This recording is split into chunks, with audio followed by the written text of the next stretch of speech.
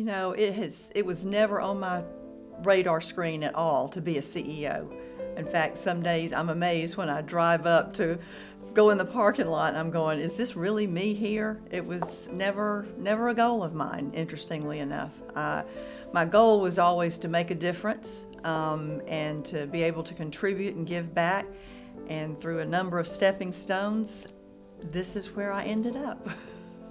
When I was graduating from high school, I wanted to go to college really bad. I was the oldest of three girls. Both of my parents had not graduated from high school. And my dad wanted to be sure that I had a trade so that I would always have a job. And I loved science, so we compromised and I got a bachelor's in medical technology. So I worked in the lab.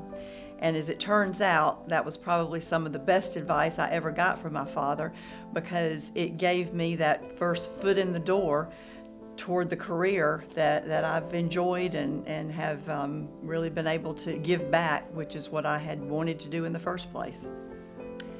I'm faced with some difficult cases, difficult decisions at times.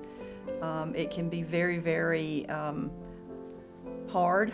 In fact, right now, what we're living through with COVID is just really hard to see what our staff's going through. It's hard enough to see what the community's going through, but to see what our staff are given day in and day out.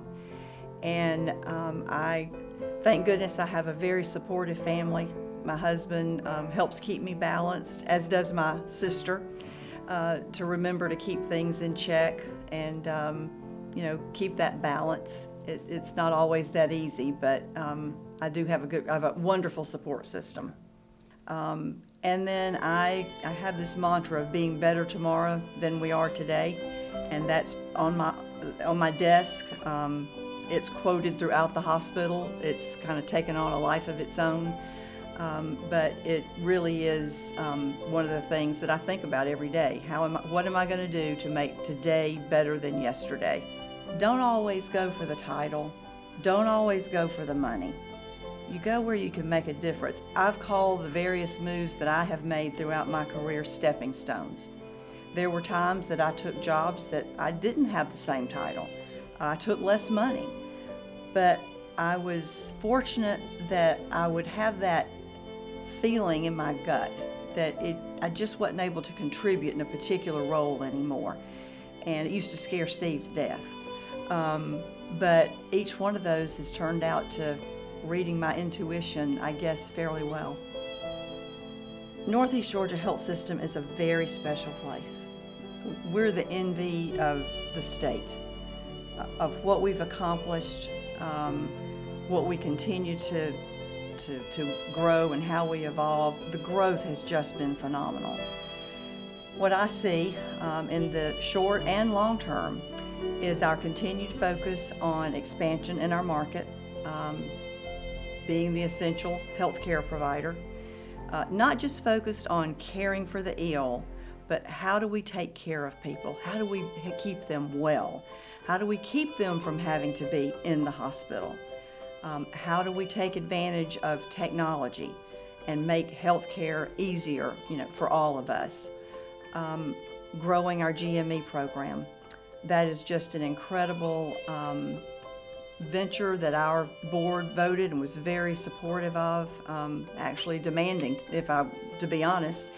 And to see those young residents coming in, we've always prided ourselves on being a learning organization, that being better tomorrow than you are today.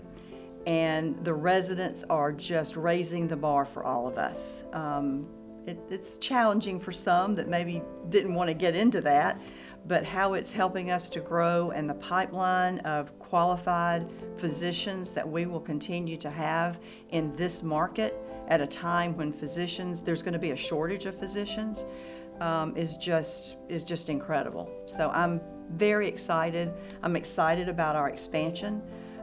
We, of course, are at capacity, beyond capacity right now, but we've embraced our growing the greater good and expanding and growing to make sure that we've got healthcare, meeting the healthcare needs of this region for decades to come, just like those of the shoulders that I stand on that came before me.